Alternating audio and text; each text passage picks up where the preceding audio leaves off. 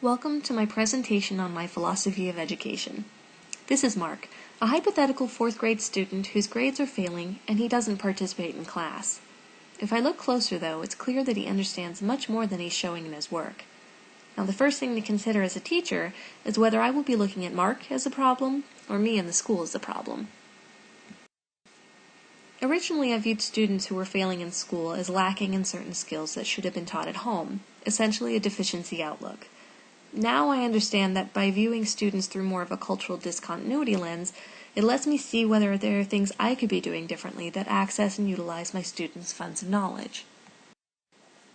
As a start, a good practice well illustrated by Norma Gonzalez is to conduct home visits to better get to know your students and their families. I had never even heard of a home visit in this way before I started this course, and while I admit I would be shy and embarrassed to initiate my first home visit, I do see now the logic and benefits that would arise from me taking that first step. I must also incorporate culturally responsive teaching when I facilitate my lessons. So, for instance, if my student Mark identifies with a culture that values group collaboration and modeling, then I need to provide some opportunities in class for Mark to have that kind of group work. I could just as easily assign and grade a group project instead of a paper test and still get a better feel for whether students understand the curriculum. Caring about my students is another important aspect of my philosophy of education, specifically authentic caring discussed by Angela Valenzuela.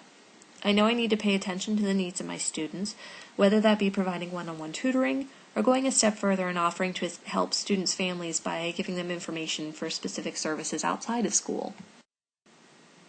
Gloria Ladson-Billings describes a successful teacher as one who demands success of all his or her students.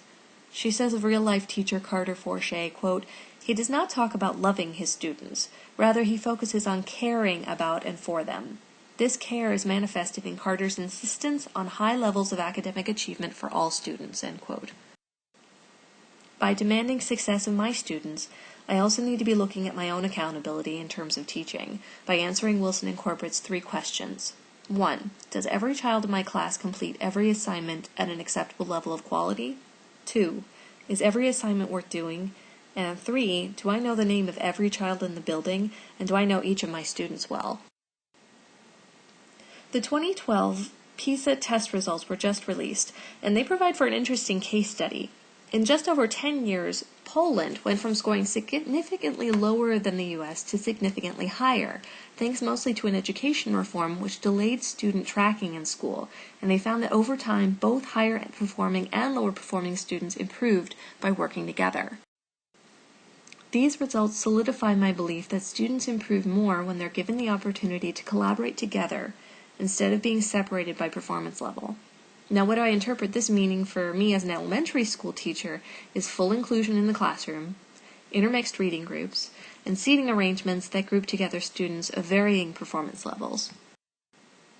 By establishing a rapport with my students, facilitating culturally responsive teaching, and setting high standards, I hope to make my classroom one that feels safe, inclusive, and high-achieving to students just like Mark. This is not going to happen overnight or with ease, but just in this semester alone, I have seen enough educational literature and modeling of best practices to know that it can happen.